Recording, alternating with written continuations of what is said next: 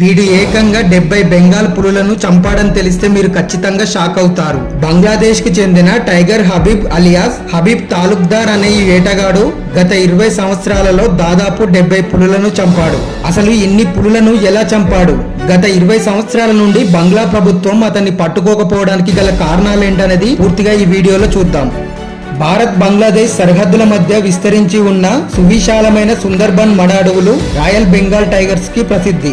ఇది భారత్ లోని హుగ్లీ నది నుండి బంగ్లాదేశ్ లోని బాలేశ్వర్ నది వరకు విస్తరించి ఉంది. సుందర్బన్స్ అడవులు 1,30,000 హెక్టార్లలో నిండి ఉన్నాయి. ఇందులో 34% భారత్ లో ఉంటే 66% బంగ్లాలో విస్తరించి ఉంది.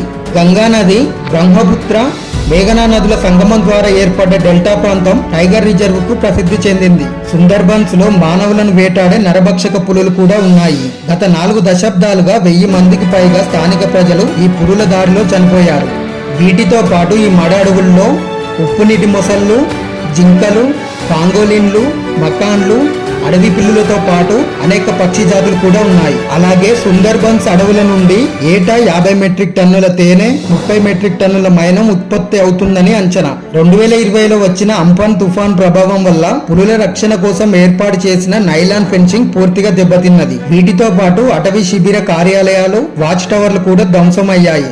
అయితే ఈ మడ అడవులు ఎక్కువ శాతం బంగ్లాలో విస్తరించి ఉండడం వల్ల సమీప గ్రామంలోని ప్రజలు తేనె సేకరణ కోసం ఫారెస్ట్ లో సంచరించేవారు. టైగర్ హబీబ్ కూడా తేనె సేకరణకు ప్రతిరోజు అడవిలోకి వెళ్లి తేనెతో పాటు జింకలను వేటాడేవారు. దీన్నే ఆసరగా చేసుకున్న స్మగ్లర్లు హబీబ్ తో చేతులు కలిపి పులులను చంపడం మొదలు పెట్టారు. బ్లాక్ మార్కెట్ లో పులి యొక్క చర్మం, దంతాలకు భారీ డిమాండ్ ఉండడంతో 1 కాదు 2 కాదు గత 20 ఏళ్లలో ఏకంగా 70 పులులను హబీబ్ వేటాడి చంపాడు. ఇతడి గురించి స్థానికులు అటవీ అధికారులకు సమాచారం ఇవ్వాలన్నా కూడా భయపడేవారు.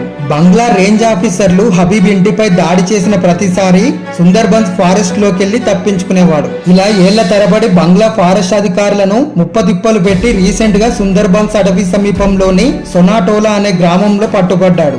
అయితే ఇన్ని సంవత్సరాలుగా అతన్ని పట్టుకోకపోవడానికి మరొక కారణం లోకల్ పోలీసులు స్మగ్లర్లతో చేతులు కలిపారనే ఆరోపణలు కూడా ఉన్నాయి. సుందర్బన్స్ టైగర్ రిజర్వ్ ఫారెస్ట్ లో 2004లో 440 ఉన్న బెంగాల్ పులుల సంఖ్య 2015 నాటికి రికార్డు స్థాయిలో 106కు పడిపోయింది. అయితే భారత్ వైపు పులుల సంరక్షణకై అనేక చర్యలు తీసుకున్నా కూడా బంగ్లా ప్రభుత్వం స్మగ్లర్లను అడ్డుకోవడంలో పూర్తిగా విఫలమయ్యింది. ఫ్రెండ్స్, వీడియో నచ్చితే ఖచ్చితంగా లైక్ చేసి మీ అభిప్రాయాన్ని కామెంట్ రూపంలో తెలియజేయండి.